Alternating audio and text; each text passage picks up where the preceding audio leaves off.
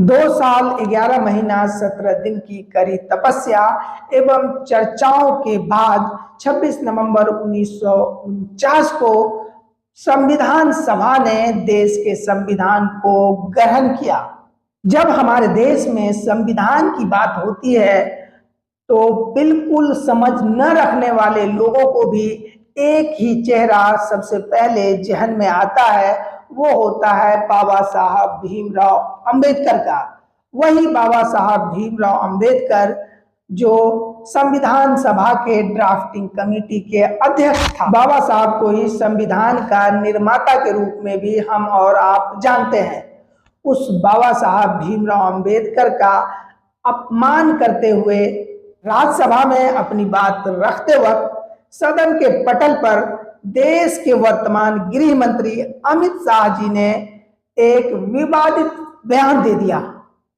उन्होंने कहा, अभी एक फैशन हो गया है अंबेडकर अंबेडकर अंबेडकर अंबेडकर अंबेडकर। लगातार 7 बार उसने अंबेडकर अंबेडकर कहा। आगे अमित शाह जी कहते हैं, अगर इतनी बार भगवान का नाम ले लिया होता तो 7 जन्म तक स्वर्ग में जाते। क्या कुछ कहते हैं, पहले सुनिए। मान्यवर, अभी एक फैशन होगा है अंबेडकर अंबेडकर अंबेडकर अंबेडकर अंबेडकर अंबेडकर। इतना नाम अगर भगवान का लेते तो 7 जन्मों तक स्वर्ग मिल जाता। तो सुना दोस्तों, किस लहजे में कहा जा रहा था। क्या बाबा साहब अंबेडकर के प्रति यही मोहब्बत, उस बाबा साहब के प्रति जिन्होंने हमें संविधान दिया, जिस बाबा साहब को देश के बहुत बड़े तादाद दलित समाज उसे अपना भगवान मानते हैं, और माने भी क्यों ना। बाबा साहब अंबेडकर के वजह से उन्हें लगातार अवसर मिला पढ़ने का, हर जगह रिजर्वेशन मिला, यहां तक के सांसद और विधायक भी उस रिजर्वेशन के दम पर लगातार बनते रहे। दलित समाज का साफ साफ कहना होता है जब मेरी बात होती है कि मुझे उस स्वर्ग से मतलब नहीं है, क्योंकि मैंने न तो देखा है, न तो मैं जानता हूं, न मुझे जानना है। मुझे तो बाबा साहब अंबेडकर ने बताया है कि इसी धरती को हमें स्वर्ग बनाना है, ये मानना होता है। और बाबा साहब अंबेडकर को एक बहुत बड़ा तबका अपना भगवान मानते हैं।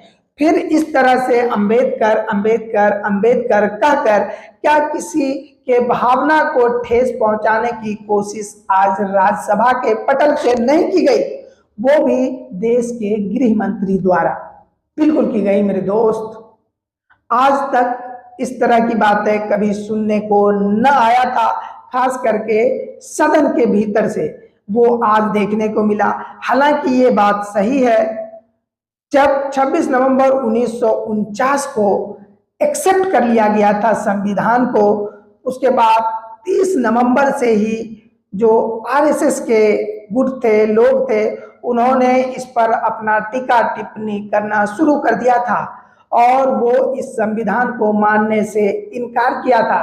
कहा था कि देश में मनुस्मृति लागू होना चाहिए।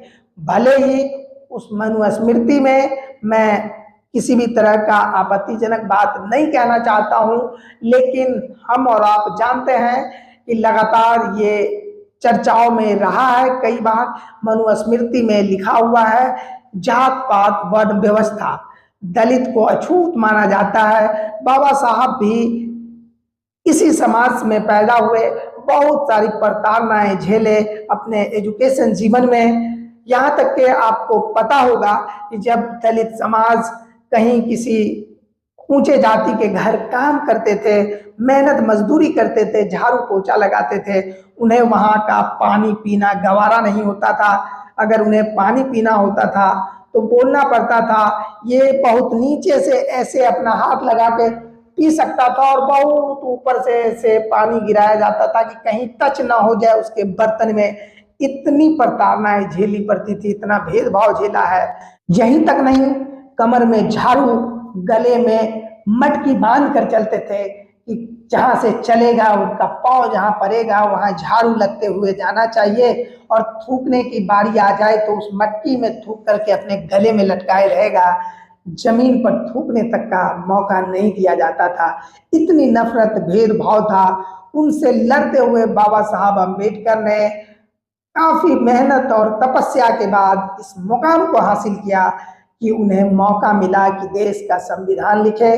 और जब देश का संविधान लिखा तो उसमें सबसे बड़ी बात जो की वो समानता की, भेदभाव को हटाने की। और ये संविधान की समानता जो तथ्य है, इसका जो मूलभूत रचना है, ये समानता कहीं ना कहीं आत्मा है संविधान का। और उस संविधान के वजह से ही हमें और आपको हर तरह की आजादी मिल रही है, हर तरह के अवसर मिल रहा है। हमें तो सबसे ज्यादा दुख इस बात की होती है, इस पूरे घटना पर चिराग पासवान और जीतन राम मांझी चुप्पी साधे हुए हैं, जिन्हें शायद उस संविधान की वजह से ही मौका मिला कि आज वो सांसद हैं, परिवार से कई लोग विधायक हैं, सांसद हैं। इनका कारण सिर्फ और सिर्फ संविधान है, बाबा साहब की देन है। नहीं तो आज ये लोग भी कहीं ना कहीं किसी न किसी स्वर्ण समाज के जो है बर्तने साफ कर रहे होते, बर्तन तो छोड़ो उनके कीचड़ साफ कर रहे होते। मुझे कहने में कोई गुरेज नहीं है, क्योंकि इन लोगों का अब तक कोई इस पर टिप्पणी नहीं आया, कोई विरोध नहीं हुआ। केवल जो चांदी के चम्मच से सोने के प्लेट में मंत्रालय का मलाई चाट रहे हैं, इस वजह से इनको कुछ नहीं दिख रहा कि आज बाबा साहब अम्बेडकर के ऊपर इस तरह का लांछन हमारे सहयोगी पार्टी के द्वारा लगाया जा रहा है। बिल्कुल नहीं दिखता, क्योंकि अगर ये अपोज करेंगे तो वो सोने की बर्तन और चांदी की चम्मच दोनों के दोनों छीना जा सकता है, इस तरह की संभावना है। तो अपने अवसरवादिता को बढ़ा रहे हैं, उनको ध्यान में रखते हुए मौन व्रत पे रह गए हैं।